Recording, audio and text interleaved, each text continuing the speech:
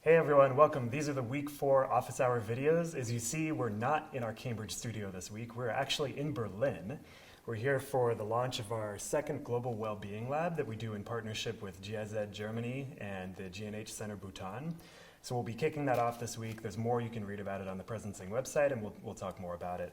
What we wanted to do this week is to touch back in on the live session from this past Wednesday, and also give you a few announcements about what's coming up, actually beginning right now. So the live session? So it was really an incredible experience, the last live session, for us at least, and for many of you as well, as we learned from the discussion board, from the social media, kind of where some of you, or many of you actually have shared.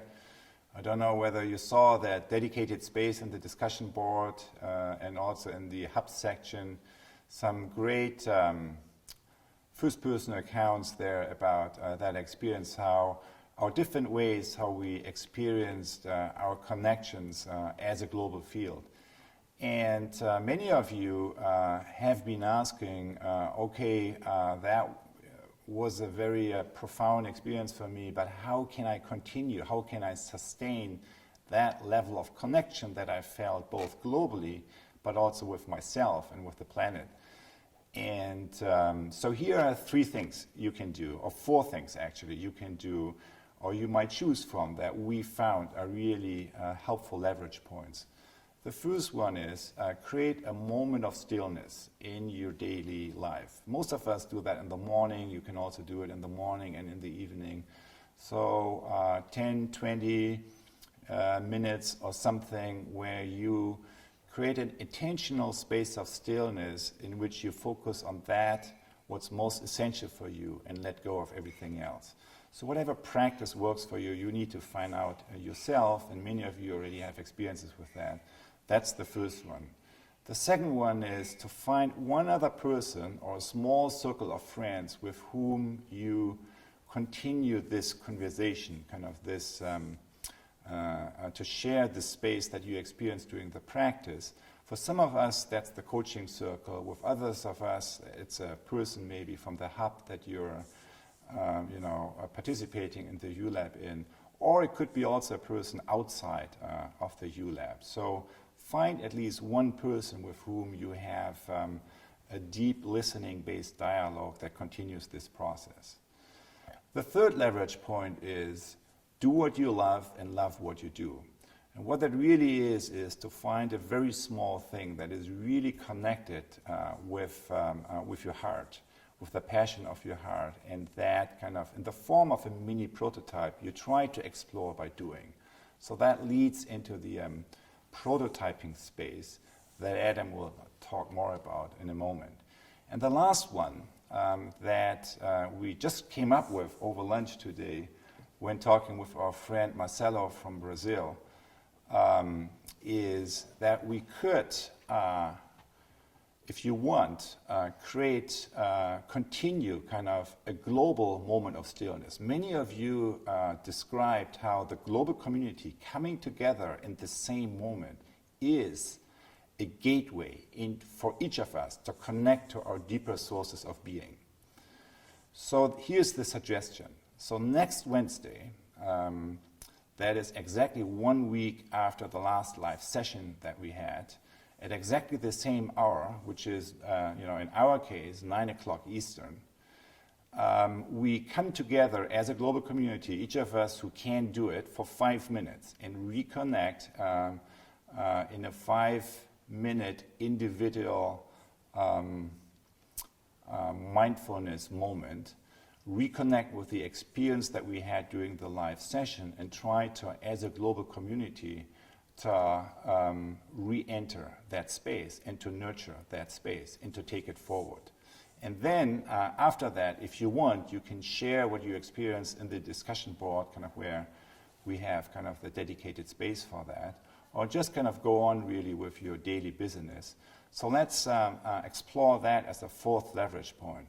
So moments of stillness, coaching circles, or finding another person, do what you love what you do, kind of start your mini prototype, and then the Wednesday 5-minute global meditation moment that we do as a U.Lab collectively, those are 4 things that we propose how we could, what we experienced last Wednesday, forward into the future. So that's this Wednesday, February 4th, right? This coming Wednesday. So I wanted to just bring up a couple of other things. So we are actually now, so three things. First is week 4 materials, as you will see here on edX, are actually now live. Even though it's not Wednesday yet, we know that many of you are at different places in the process. Some of you are ready to begin prototyping.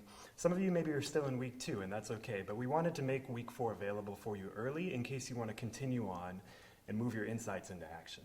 So you can check that out starting right now. There's a lot of material that's available there to support you in your prototyping process.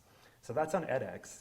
Second, over on the Presencing site, you'll see there are 2 new features. So first is called Practitioner Cases. So what we have there, we invited a number of practitioners who use Theory U in a variety of different sectors and contexts to give basically a case study of how they apply Theory U in their own work in different parts of the world. So you can go there, you can read about these cases, and also for a number of them, they're going to be hosting live Google Hangout on Air sessions. So you can check those out, see when they are, and if you want, you can join the conversation with them to talk about their work and to ask any questions. So that's the first thing on the Presencing site. The second thing is we've also opened up a prototyping gallery. So on the prototyping gallery, you can post what your prototyping initiative is that you are currently in the process of coming up with. And you can also post some submissions that we're going to talk about right now for the next live session.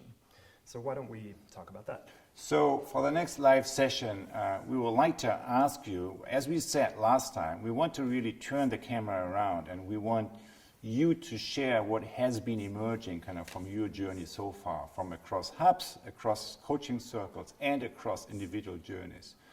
So we want to we want to invite you for 3 types of submissions, kind of individual contributions, hub story contributions, and then coaching circle story contributions. So do you want to say a few words on general suggestions, how to create such a 2-minute video clip? Sure. So the first thing is that you should find a place that is really inspiring for you and some place that gives you energy. It could be actually at your hub, if you're with your hub, or it could be somewhere else. But find a location that is inspiring for you and film it there. Second, keep it short. So maybe we're not the best example here. We're going on a little bit long, but 2 minutes for this submission would be really great because we want to bring in a number of them during the live session. So second is keep it short. Third is speak from the heart. So speak from your real self and try and access that. Maybe give yourself a moment before you start filming and access your real self and speak from that place.